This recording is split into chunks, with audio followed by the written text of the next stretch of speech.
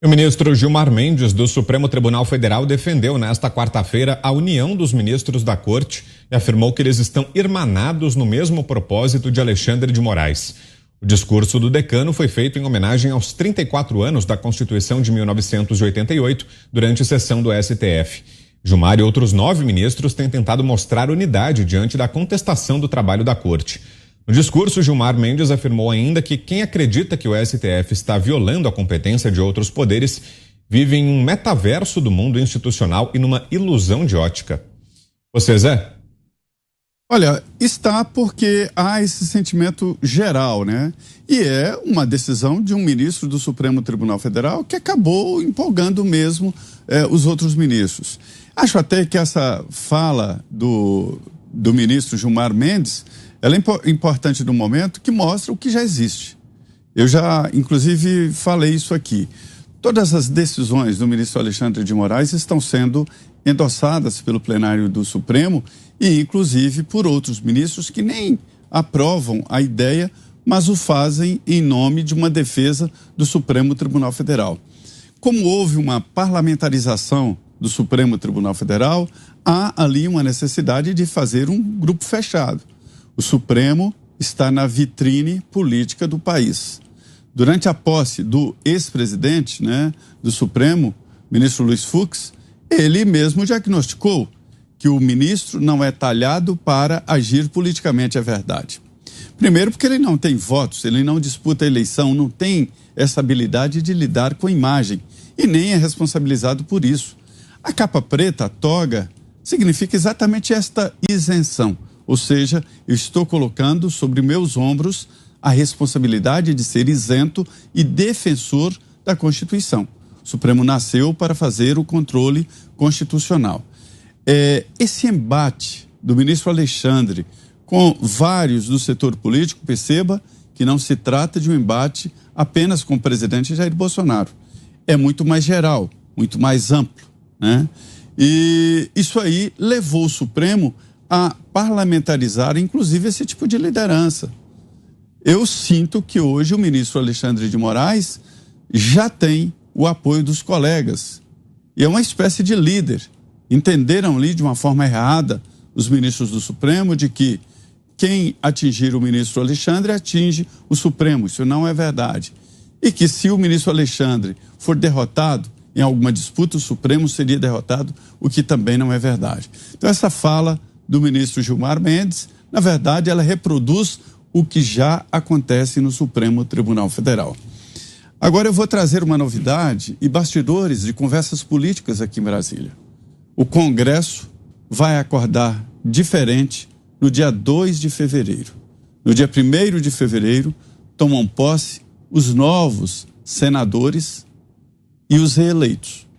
E a situação está diferente. E há uma clara mudança de hábitos. Ou seja, o Senado, segundo as avaliações, vai se esmerar na sabatina de novos ministros para o Supremo Tribunal Federal. Então, quem quer que seja eleito à presidência da República, ou o presidente Jair Bolsonaro, ou o ex-presidente Lula, ao indicar 2 ministros para o Supremo, os senadores vão esmerar na sabatina e não será aquele chazinho das 5 como era antigamente. Ou seja, o Senado toma uma nova postura. Como se isso não bastasse, estamos falando para 2 vagas. Há uma clara opinião de que ações antes assinadas por ministros do Supremo, como mandar prender deputados e senadores, o Senado não deve aceitar, ou talvez a Câmara dos Deputados. Então, trata-se de um novo momento que pode chegar, pela primeira vez, à votação de um pedido de impeachment de ministro do Supremo Tribunal Federal. Então, é bom que os ministros do Supremo entendam esse novo momento, porque eles foram chamados para o centro da política e esta é a nova realidade do país. É um novo momento. Mota. A melhor homenagem à Constituição é cumpri-la. Discursos não valem muito.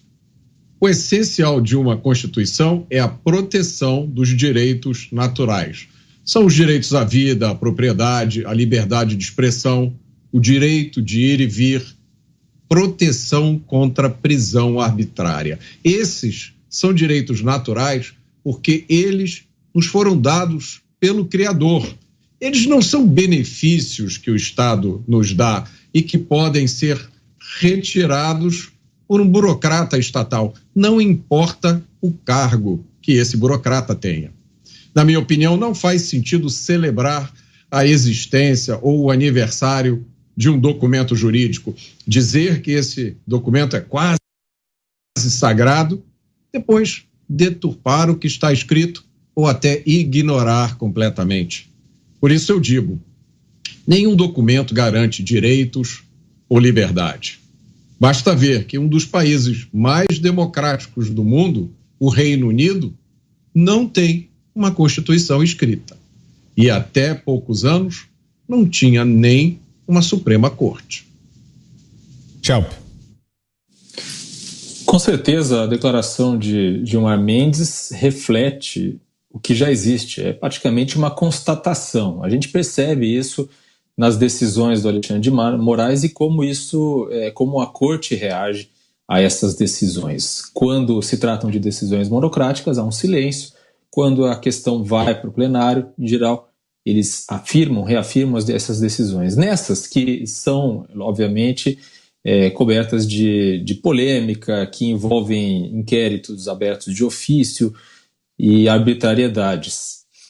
Mas a coisa, obviamente, é complexa, porque o STF não é o único responsável por essa tensão institucional que o país vive. A gente pode lembrar que, desde 2019, o presidente Jair Bolsonaro, o primeiro ano de governo dele, já fazia declarações contra o STF, já incentivava e puxava a corda dessas tensões, muito antes até mesmo de chegar e de acontecer a pandemia de coronavírus, quando, de fato, essas tensões se tornaram mais agudas.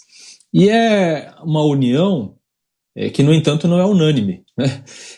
Porque existem dois ministros, o ministro Cássio Nunes e o ministro André Mendonça, ambos indicados pelo presidente Jair Bolsonaro, que não compõem, digamos assim, essa união, né? Essa união que, em muitos aspectos, tem um quê de corporativismo. Eles, por exemplo, são os únicos ministros do STF que não foram à Corte Eleitoral, que não visitaram o TSE no primeiro turno. Mas é preciso dizer também que existe uma necessidade de defender, e aí não se trata de defender o Moraes em si, mas defender o processo eleitoral, como está acontecendo. A gente vai falar sobre isso mais para frente, mas é um processo eleitoral que esteve sob ataque também desde o primeiro ano do governo Bolsonaro e que está provando que é totalmente confiável, tanto que boa parte do Congresso, boa parte de governadores e senadores foram eleitos justamente na base do presidente Jair Bolsonaro. Foi um grupo político que não foi, no primeiro turno, prejudicado pelo sistema de votação. Você, Ana, que achou dessas falas do decano do STF? Vitor, é engraçado como os ministros do STF, os militantes das lojinhas de pesquisa, da velha imprensa, como eles tentam emplacar a mentira de que qualquer crítica é um ataque. Ainda estamos aguardando aí onde está a lei que diz que é proibido criticar o STF. Eles não são, nós não vivemos aí no império do STF. Nós podemos e devemos criticar o STF por medidas inconstitucionais, o legislativo, o executivo. Nós vivemos numa república, numa democracia, e não é só preciso, mas devemos, né? Não é apenas o nosso direito, mas devemos fazer isso. Essa fala do Gilmar Mendes, né, que o STF deve se unir ao mesmo propósito de Moraes, é uma frase muito perigosa, porque qual é esse propósito? Mudar a Constituição ao seu bel prazer, com uma caneta tirânica? Não gosto, vocês, Congresso, estão parados demais, então eu vou esticar aqui a Constituição e mostrar que a Constituição é um documento vivo, que eu posso dar uma mexida nela? Não, nós temos o Congresso para isso. E o perigoso, Vitor, é que agora, diante de um Congresso com maioria conservadora, liberal, que vai cobrar o respeito à nossa Constituição, coisa que a Suprema Corte não faz, uma Corte Constitucional, essas canetas ativistas, elas vão ficar mais enlouquecidas ainda, porque eles sabem que o Congresso vai pautar apenas o que a população, aqueles que votaram para que os parlamentares estivessem ali, votasse. Lembrando que o vencedor desta eleição coloca mais 2 ministros no STF em 2023. Houve muitas pessoas aqui nos Estados Unidos em 2016, eu sempre repito isso aqui, que votaram no Donald Trump de nariz tapado, né? Como nós brincamos aqui.